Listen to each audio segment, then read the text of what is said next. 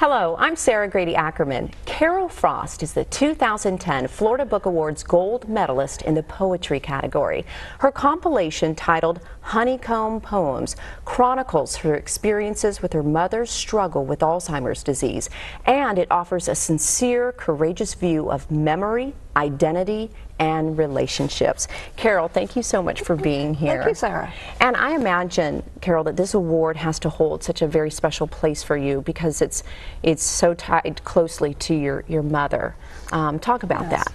Well, when I entered this project, I thought of it really as a collaboration with my mother anyhow. And the book award, the gold medal is mine, but it's hers as well, and belongs, I think, to other people who are in the different stages of memory loss, who need to be acknowledged for the people that they still are, even if they can't find where they are and exactly who they are. They can't remember.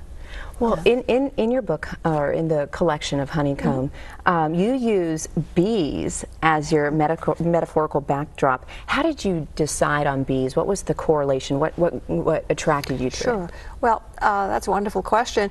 I found that in some of my earlier work, I have bees, and the bees often were associated with states of mind. In one poem, an early poem, I talk about the humming of bees just below scents. And it seemed to me, I wanted this book to be accessible. I like metaphor, but I thought it would be good to have a metaphor that would be easily understood. And what it is that the beehive is the mind. As simple as that. And the bees depart when the hive dies, and that seems to be a pretty good way of describing what's happening. Wow. With my mother. Now, obviously this comes from a very real and personal place for you. What do you hope the readers who read the poems, what do you hope that they take away from this? What do you hope they gain from it?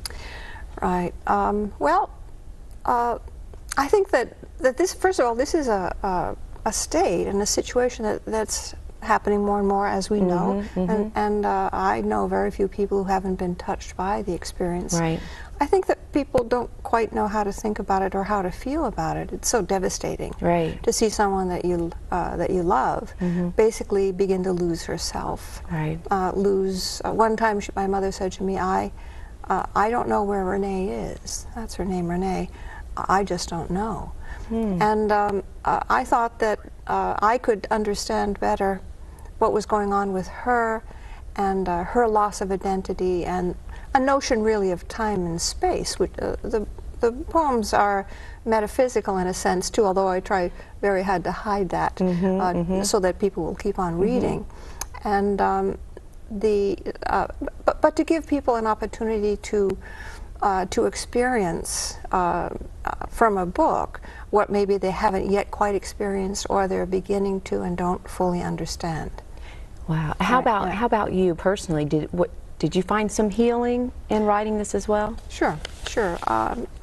Writing in any case, in all cases, is something I can do, no matter what. I could probably sit down in the middle of a hurricane. I have, and I finished this book, in fact, in a hotel with a cat sitting on me as I was lying in bed because our car had broken down and I couldn't get back to my writing desk. But particularly with these poems, I think that I came to a better understanding of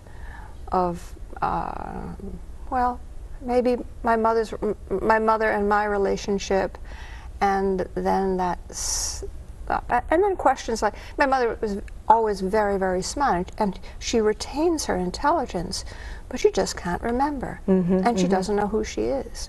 Now that's confounding, and exceptional, and it's something that I've learned a lot about. And obviously, even though this is something that came from your personal life, it spoke to a lot of people because you received this award. Taking that all in, how much does this award mean to you?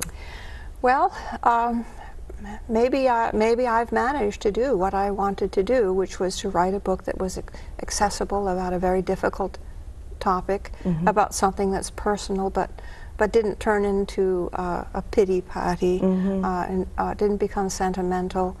I'm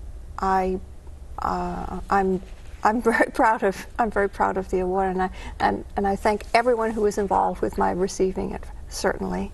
Wonderful. Well, again, it's Honeycomb Poems by Carol Frost. And Carol, we just want to thank you so much for spending some time with us this afternoon. And again, congratulations on your award. Thank you very much. Thank you. Production of this program is made possible in part by a grant from the Florida Humanities Council. Additional support comes from the Florida State University Libraries.